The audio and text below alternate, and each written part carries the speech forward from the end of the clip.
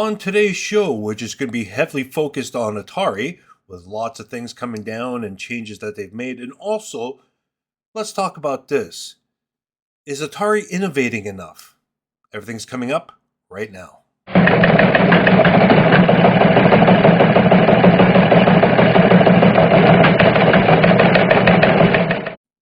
Good morning, everyone, and welcome to Dadisajoke. This is episode 58 of the Dadisajoke Weekend Report, and we got lots to talk about, but first, a little bit of coffee. Remember, when you watch this, have your coffee with you. It's the only way you're going to stay awake. I'm going to bore you to death. No, I'm kidding. Okay, I got lots of notes here. Let's see. First off, Atari cleans up their Discord server.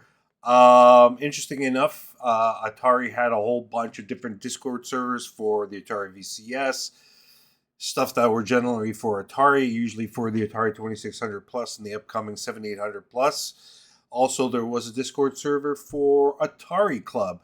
So what Atari did was conglomerate everything together and put it into what's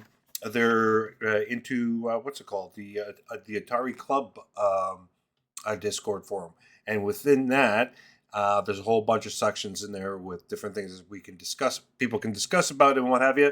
So that's how it's working out. It's a working process. They just started this, so we'll see how it goes along. Second of all, Roller Coaster Tycoon Classic, one of my favorite PC games. I fell in love with that game. Awesome. I'm kind of like I was a SimCity person back in the day when the original SimCity came out back in the late 80s. And I loved a Roller Coaster Tycoon. So now it's available on the Switch. And then you're thinking, how the hell am I going to play that game where it's sort of like a mouse-based game? Well, the Switch is a touchscreen. So there you go. You can use it that way.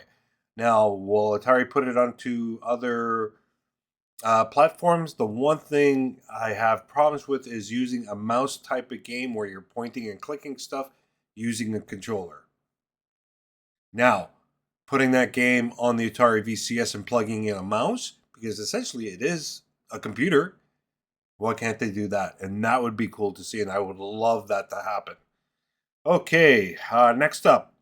Atari games are available. There's some more Atari games available for Netflix Cloud Gaming or Cloud Game.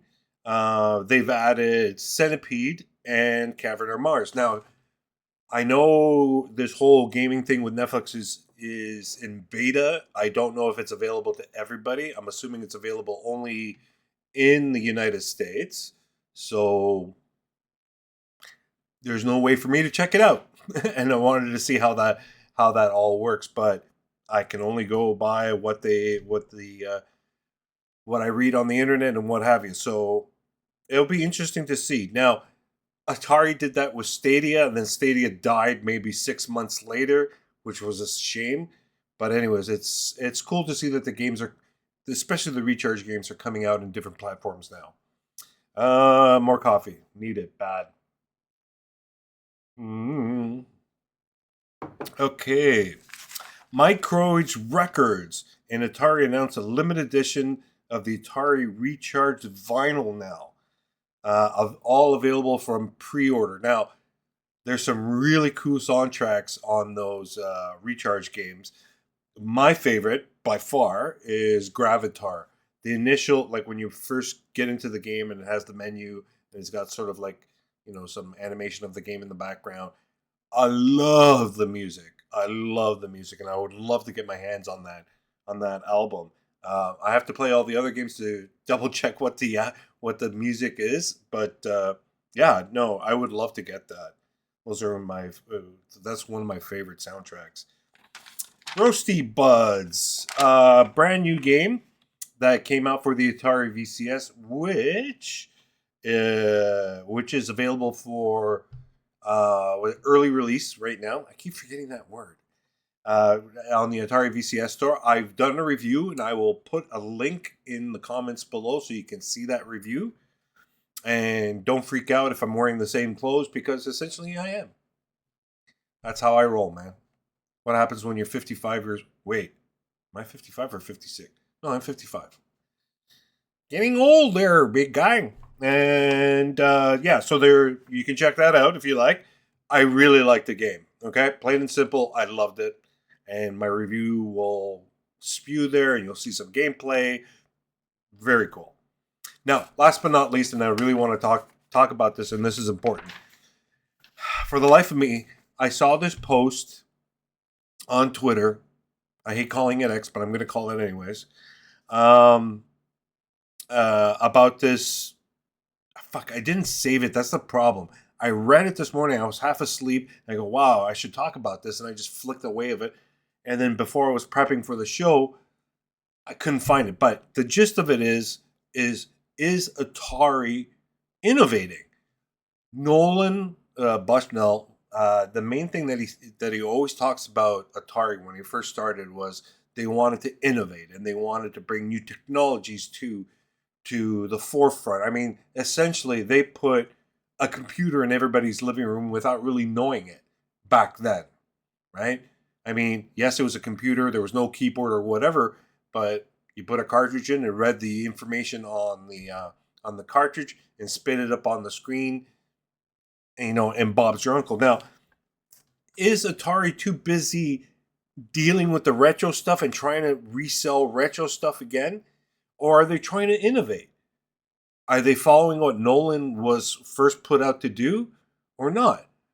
I mean, how long can you hold on to the retro gaming thing? All us old folks are going to eventually die, and who are you going to sell it to? Right? Think of it that way. It's morbid, but yeah.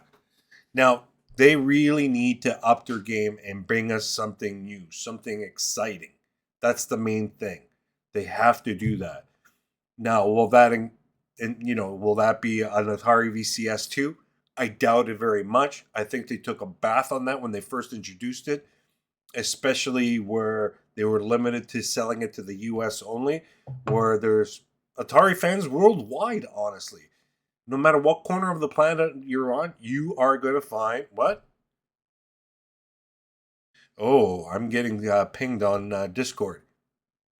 Let me finish this, and I'll go back to that later off the show. Anyways, so yeah, let's talk about this. Are they doing enough? The VCS2, forget about it. We're not going to see it. The Atari 2600 Plus and the 7800 Plus and all the little things that they've come out with are great, but how long can that last? If Atari wants to get back to their former glory, and I don't know if they want to do that, but I think they should, they need to spend some money. So they need to, first of all, make a lot of money. That's going to be hard to do unless they can get more investors involved. Second of all, I'm losing my train of thought. They need to do stuff. They need, they have to move forward if they want to capture. They need to get involved with the Xboxes and the PlayStation. Now, those companies have years and years and years experience doing all that stuff. How can Atari compete against that, especially the modern take of Atari? Can they compete with that? I don't think so.